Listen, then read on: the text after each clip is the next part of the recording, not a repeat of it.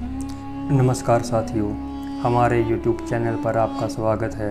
आज हम इस वीडियो में महाभारत से जुड़े कुछ तथ्यों को जानेंगे, जैसे कि महाभारत कैसे लिखी गई, कब लिखी गई, सबसे पहले महाभारत किसने पढ़ी, महाभारत पढ़ने से क्या लाभ है। तो आइए शुरू करते हैं। एक बार महर्षि व्यास हिमालय में पर्वतीय गुफा में तपस्या कर रहे थे।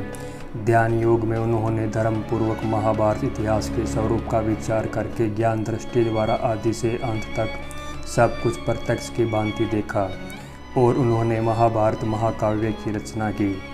वेद व्यास जी यह सोचने लगे कि शिष्यों को इस महाभारत ग्रंथ का अध्ययन कैसे कराऊं, जनता में इसका प्रचार कैसे हो। व्यास जी का यह विचार जानकर ब्रह्मा जी उस महात्मा की प्रसन्नता तथा लोक कल्याण की कामना से स्वयं ही व्यास जी के आश्रम पर पधारे। ब्रह्मा जी को देखकर व्यास जी आश्चर्यचकित रह गए। उन्होंने हाथ जोड़कर प्रणाम किया और खड़े रहे।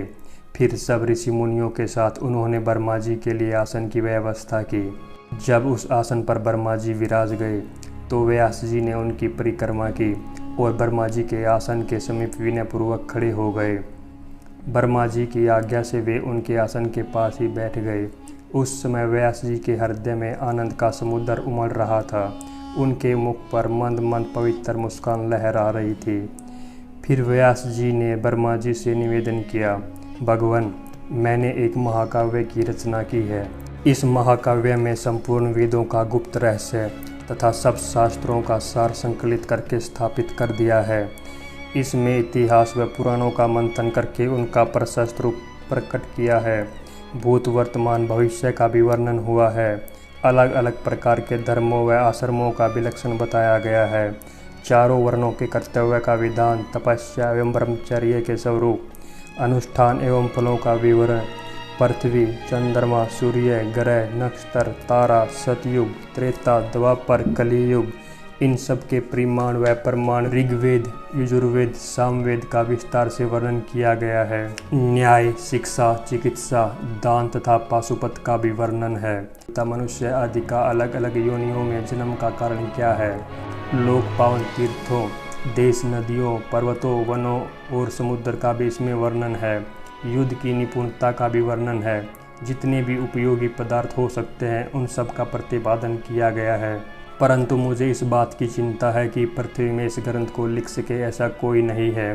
ब्रह्मा जी ने व्यास जी से कहा, विशिष्ट तपस्या और विशिष्ट कुल के कारण जितने भी श्रेष्ठ मुनि हैं उनमें मैं तुम्हें सर्वश्रेष्ठ समझता हूँ, क्योंकि तुम जगत जीव और ईश्वर तत्व के ज्ञान के ज्ञाता हो। आजीवन तुम्हारी वाणी सत्य भाषण करती रही है। तुमने अपनी रचना को काव्य कहा है, इसलिए अब यह काव्य के नाम से ही प्रसिद्ध होगी। संसार के बड़े से बड़े कवि भी इस काव्य से बढ़कर कोई रचना नहीं कर सकेंगे। अपने काव्य को लिखवाने के लिए तुम गणेश जी का स्मरण करो। फिर ब्रह्मा जी अपने लोक में चले गए। उसके बाद व्यास जी ने गणेश जी का स्मरण किया। स्मरण करते ही गणेश जी महाराज वहां आए जहां व्यास जी विद्यमान थे। व्यास जी ने गणेश जी का बड़े आदर और प्रेम से स्वागत सत्कार किया। जब गणेश जी बैठ गए तब उनसे कहा, गणनायक, आप मेरे द्वारा निर्मित इस ग्रंथ के लेखक बन जाइए। मैं बोलकर लिखवाता जाऊंगा।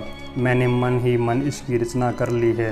यह सुनकर गणेश जी ने कहा, व्यास जी, यदि लिखते समय पल भर के लिए भी मेरी लिखनी न रुके तो मैं इस ग्रंथ का लेखक बन सकता हूँ। व्यास जी ने कहा, गणेश जी, बिना समझे किसी भी प्रसंग में एक अक्षर भी न लिखिएगा। गणेश जी ने ओम कहकर स्वीकार किया और लेखक बन गए। फिर व्यास जी ने बोलना आरंभ किया। वे ऐसे ऐसे श्लोक बोल देते जिनका अर्थ बाहर से तो दूसरा मालूम पड़ता और भीतर कुछ और ही होता। गणेश जी उन श्लोकों का विचार करके पल भर के लिए ठहर जाते थे। इतने समय में ही व्यास जी और बहुत से श्लोकों की रचना कर लेते थे। व्यास जी ने अपनी इस रचना को जय नाम दिया था। उनकी इस मूल रचना में कुल कितने श्लोक थे कुछ निश्चित नहीं कहा जा सकता।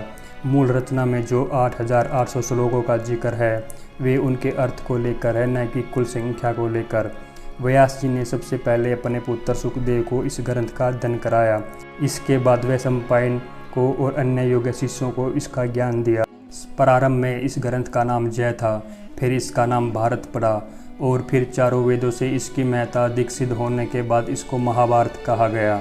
मनुष्यलोक में महाभारत का प्रवचन व्यास जी के शिष्य वैशंपायन ने किया है। व्यास जी के पुत्र सुखदेव जी ने गंधर्व, यक्ष तथा राक्षसों को यह कथा सुनाई है।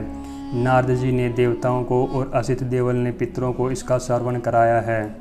कहते हैं व्यास जी ने 60 लाख श्लोकों की एक और संहिता की रचना की थी। उसमें से देवलोक में 30 लाख, पितरलोक में 15 लाख और गंधर्वलोक में 14 लाख श्लोकों का पाठ होता है। मनुष्यलोक में बस 1 लाख श्लोकों का महाभारत प्रतिष्ठित है। इस प्रकार कह सकते हैं कि मनुष्यलोक अभी भी महाभारत की बहुत सी बातों तथा रहस्यों से अनजान है। वो रहस्य क्या थे, उनको मनुष्यलोक से क्यों छिपाया गया, ये ऐसी बातें हैं जिनके बारे में अब कुछ नहीं कहा जा सकता। महाभारत के लिखने की कोई निश्चित तारीख या समय नहीं है, लेकिन इसके लेखन का समय 3100 ईसा पूर्व में माना जाता है, यानी आज से 5500 साल पहले। साथियों, महाभारत अज्ञान के अंधकार में भटकते हुए लोगों की आंखें खोलने वाला है। इसमें समस्त कवियों के लिए आश्रय स्थान है। इसमें स्थान स्थान पर श्री कृष्ण जी की महिमा का वर्णन है। वे ही सत्य हैं, जगत की सारी चेष्टा उन्हीं से है। यह ग्रंथ उनके चरित्र से पूर्ण है, इसलिए इसका पाठ करने वाला सभी पापों से छूट जाता है। साथियों, आपको यह वीडियो कैसी लगी?